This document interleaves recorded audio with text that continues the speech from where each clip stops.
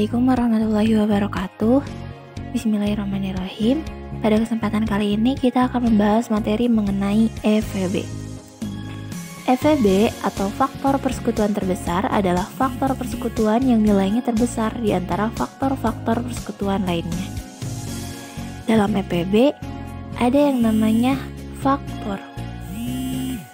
Faktor adalah perkalian setiap bilangan dengan setiap bilangan asli secara berurutan untuk membentuk bilangan tertentu. Contohnya seperti 6. Untuk membentuk bilangan 6, kita bisa mengalihkan 1 kali 2 kali 3. Dan untuk membentuk bilangan 8, kita bisa mengalihkan 1 kali 2 kali 4. Yang selanjutnya, dalam EVB juga ada yang namanya kelipatan. Kelipatan adalah bilangan-bilangan yang dapat membagi sampai habis suatu bilangan.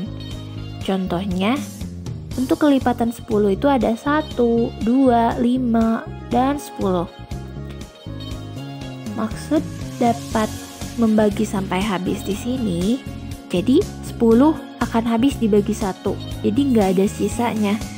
Contohnya kalau 9 itu nggak bisa dibagi 2, karena pasti ada sisa gitu. 9 bagi 2 kan 4 ya. Jadi ada komanya gitu kan, berarti itu ada sisanya, jadi nggak habis membagi gitu. Sedangkan 16, contoh lainnya itu 16 akan habis dibagi 1, habis dibagi 2, habis dibagi 4, habis dibagi 8, dan habis dibagi 16.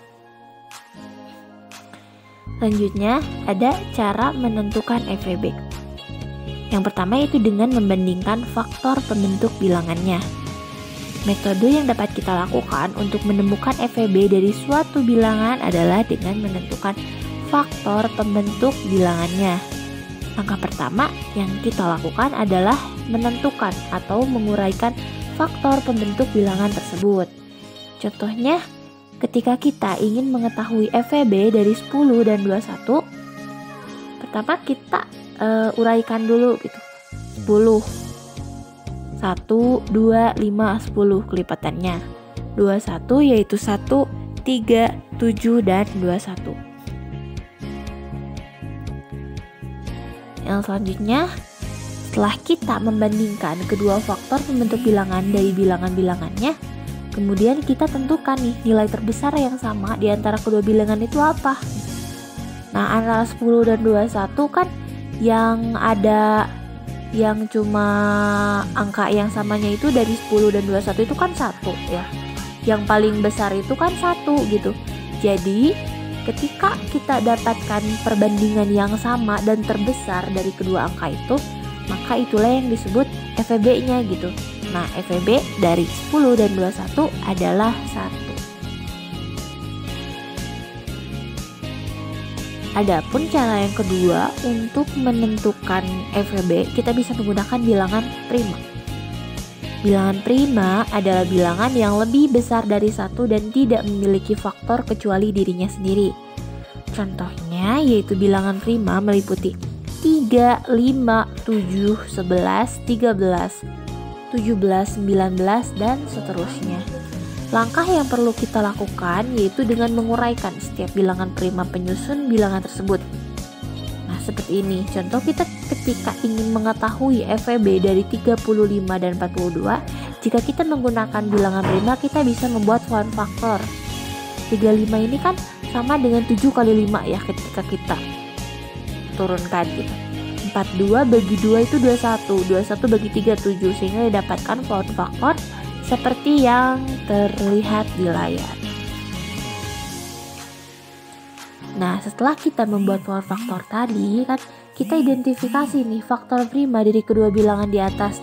Kita pilih bilangan yang memiliki faktorisasi yang sama. Nah, kan ini ada ya faktorisasi yang sama dari 35 dan 42 itu ada angka 7. Maka nilai EVB dari 35 dan 42 adalah 7. Kita masuk ke contoh soal untuk menentukan EVB dari 20 dan 25. pembahasannya kita bisa menggunakan metode bilangan prima nih. 20 kan akan sama dengan 2 kali 5 kali 2, 25 5 kali 5 nih ya.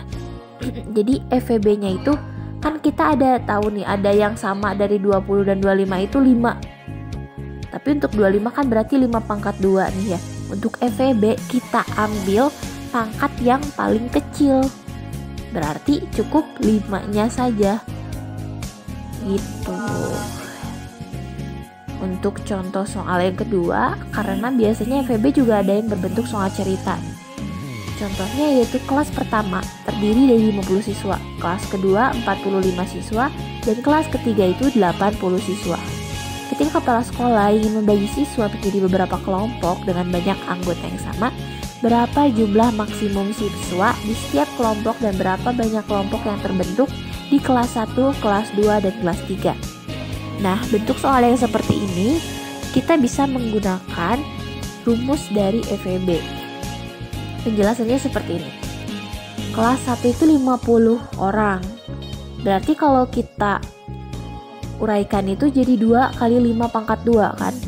Untuk kelas 2 itu ada 45 orang. Ketika kita uraikan jadi 3 pangkat 2 kali 5. Dan untuk kelas 3 kan ada 80 orang. Ketika kita uraikan akan mendapatkan nilai 22 pangkat 4 dikali 5. Nah, FEB dari 50, 45, dan 80 kan itu yang sama ya, angka yang sama dari ketiga bilangan tersebut 5. Kita ambil pangkat yang paling kecil yaitu pangkat 1. Berarti FEB dari ketiga bilangan tersebut adalah 5. Jadi berdasarkan pertanyaan yang ditanyakan dari soal cerita tersebut, maka jawabannya kita bisa lihat di mana jumlah terbanyak siswa pada setiap kelompoknya itu ada 5 anak kan ya. Nah, kelompok yang terbentuk di kelas 1. Sekarang di kelas 1 itu ada 50 orang. 50 dibagi 5 berarti akan terbentuk 10 kelompok. Untuk kelas 2 berjumlah 45 orang. 45 dibagi 5 akan mendapatkan 9 kelompok. Dan untuk kelas 3 yang berjumlah 80 berarti 80 bagi 5 akan menghasilkan 16 kelompok. Baik, sekian yang dapat saya sampaikan. Kita bertemu di video selanjutnya. Wassalamualaikum warahmatullahi wabarakatuh.